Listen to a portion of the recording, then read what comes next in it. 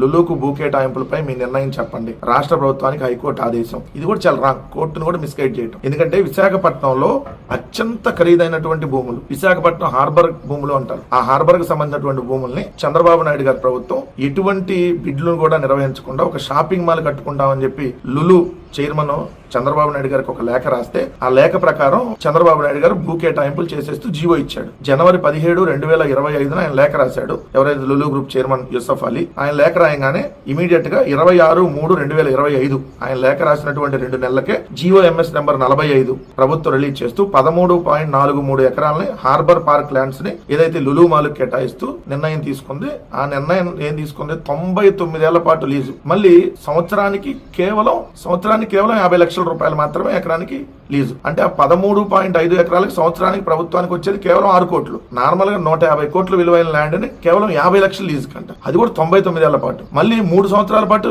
రూపాయి కూడా ఇప్పుడు ఏదో సంవత్సరానికి ఇప్పుడు 6 కోట్లు వస్తుందో ఏదో 13.5 ఎకరాలకి అది కూడా 3 సంవత్సరాల పాటు లేకుండా ఇచ్చింది. ఎంత దారుణం! ఏమొస్తుంది లులు వస్తే? సిటీ లోపల అంత విలువైనటువంటి భూముల్ని ఇంత తక్కువ రేటుకి కేటాయిస్తూ దీనివల్ల షాపింగ్ మాల్ వస్తే ఆ షాపింగ్ మాల్ లో 4 థియేటర్లు, 4 రెస్టారెంట్లు, ఇది మనం వేసుకున్న బట్టలు లాంటి ఒక బట్టల షాపులు వస్తాయి. దీనివల్ల ఆంధ్రప్రదేశ్ రాష్ట్ర ప్రజలకు ఏమొస్తుంది? రాష్ట్ర ప్రభుత్వం అంత 100,000 కోట్ల రూపాయలు వాళ్ళకి బెనిఫిట్ చేయాల్సినటువంటి అవసరం ఏంది? మళ్ళీ దీన్ని పెద్దగా లులు వచ్చేసిందని ఏదో చెప్పుకోవడం.